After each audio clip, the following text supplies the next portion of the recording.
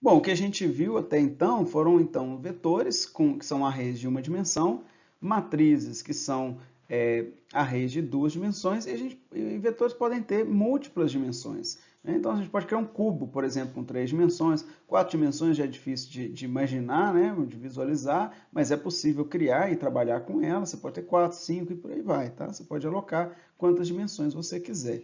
É bastante comum a gente ficar aqui, aqui, talvez aqui, né? Bom, apesar de matrizes, né, terem essa estrutura, né, bidimensional, na prática, na hora que elas são armazenadas na memória, elas são armazenadas de uma forma linear. Tá? Então a gente tem, por exemplo, essa matriz, como a gente vem trabalhando, é fácil de visualizar, linhas e colunas. Na prática, o que ela é armazenada assim. Tá? Aqui são os elementos da linha 0, em seguida vem os da 1, da 2 e por aí vai, né? Ou seja, é tudo armazenado como um grande arrayzão, né? Mas a gente consegue acessar dentro dessa lógica de linhas e colunas. É só para facilitar, né, o entendimento do programador, porque trabalhar com essa estrutura totalmente linear seria muito mais confuso.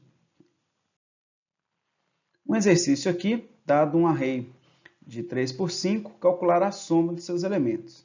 O que a gente tem que fazer? Percorrer todos os elementos, né, simplesmente atribuindo a uma variável soma todos eles. Vamos fazer aqui.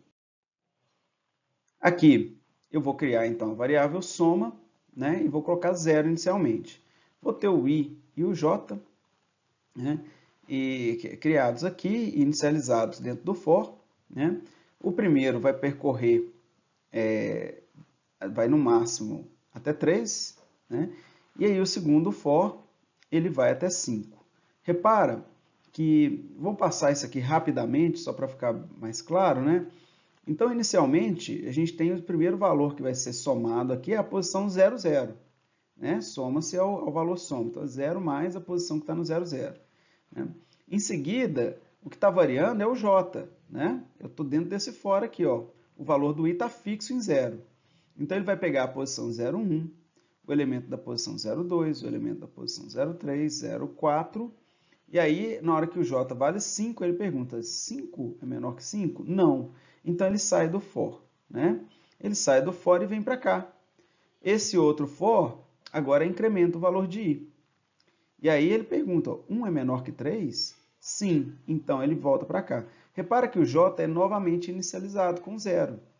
Né? Então, para todo elemento, agora com valor com i valendo 1, todos os elementos né, na posição naquela linha serão percorridos agora através do j. Então, eu vou somar os elementos 1, 0, 1, 1, 1, 2, 1, 3, 1, 4. No momento que o 4, né, no momento que o j valer 5, eu vou perguntar, 5 é menor que 5? Não. E aí ele não entra aqui de novo. Volta aqui, incrementa novamente o i. O i vale 2, 2 é menor do que 3. Nesse ponto eu vou somar todos os elementos da linha 2, que é o 2, 0, 2, 1, 2, 2, 2, 3, 2, 4. E aí não vou fazer o 2, 5, porque o 5 é igual ao 5 aqui, ele vai sair desse for. E aí, finalmente, o i vai valer 3. 3 é menor que 3? Não. Ele sai desse outro for e imprime a soma. Terá, assim, passado por todos os elementos dessa matriz 3 por 5. Então, mais um exercício. Dadas duas matrizes reais de dimensão 2 por 3, fazer um problema de calcular a soma delas.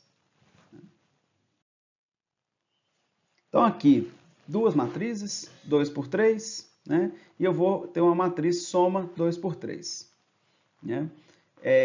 Vou fazer o for. Aqui, assume-se que os valores dela já estão lidos, né? Vou fazer um for. Eu vou armazenar na posição IJ, né, desses meus dois for que estão percorrendo a matriz, como a gente viu anteriormente. Eu vou salvar na posição IJ a soma do A na posição IJ com B na posição IJ. Como todas as matrizes têm as mesmas dimensões, basta percorrer corretamente uma matriz 2 por 3 e somar todos os i's e j's, né, do A com os do B, armazenando na posição IJ do soma. Né? Então, toda essa matriz soma vai ter o resultado da soma do A com o do B, da matriz A e B. Bom, a gente já tinha visto anteriormente como que arrays podem ser inicializados, né? Basta colocar, usar as chaves, né? E adicionar os valores que você quer adicionar naquele vetor. Então, vamos supor um vetor de 5 posições, você coloca 5 elementos dentro dessas chaves, eles vão inicializar aquele vetor. Porém, a mesma lógica, né? Essa mesma lógica ela é aplicada para inicializar matrizes com n dimensões, né? Vou mostrar através de exemplos aqui como é que fica a sintaxe, tá? Bom, primeiro então, né, no caso aqui, vamos mostrar primeiro um exemplo de um vetor, né, com uma dimensão apenas. Aqui eu tenho um vetor do tipo float e eu tenho 6 elementos sendo atribuídos a esse vetor. Esse cara aqui vai ser o elemento da posição 0, esse aqui na posição 5 é um vetor de 6 posições. Quando a gente vai alocar matriz, eu tenho duas formas de fazer. Então aqui eu tenho uma matriz que é 3 por 4, então o compilador já sabe que teremos 12 elementos, né? Porque são 3 linhas e 4 colunas, né? E eu posso simplesmente colocar os 12 elementos aqui e ele já vai saber que 4 elementos vão fazer parte da primeira linha, esses outros 4 da segunda linha e os últimos 4 da terceira linha, né? Então ele já coloca isso da maneira como a gente esperava, né? Ou você pode dizer explicitamente, né? Isso aqui, ó, os 4 elementos da primeira linha, você coloca duas chaves e separa elas por vírgula. Então você coloca os subconjuntos aqui, né? Cada um desses aqui é uma linha, certo? É uma forma de você fazer essa atribuição logo na inicialização. Uma outra forma de fazer é não especificando qual vai ser o tamanho da matriz. E aí, nesse caso, o que vai ser alocado é o número de elementos que a gente tem sendo atribuído. Aqui eu tenho uma atribuição de uma string. Tá? Uma string é um array de caracteres. Nós vamos ver isso em detalhe na aula seguinte. Tá? Mas a forma de fazer uma atribuição, se eu pegar simplesmente tá vendo? É um array de caracteres, né? E atribuir para ele uma sequência de letras, né? Que são de sequência de caracteres, né? Todos esses caracteres vão determinar o tamanho da minha string, né? Ela é um array de caracteres com 36 elementos. Tá? Quando eu vou fazer uma atribuição, assim, uma inicialização com matriz, eu não posso simplesmente deixar aqui a linha e a coluna em branco.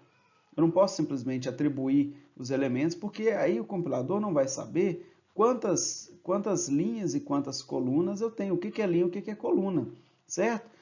Aqui eu tenho 10 elementos, se eu simplesmente atribuir e não tivesse esse 2 aqui, o compilador não sabe se eu quero fazer arrays de 10 arrays de um elemento, um array de 10 elementos, se eu quero 2 arrays de 5 elementos, 5 arrays de 2 elementos, o que é que eu estou querendo ali, né?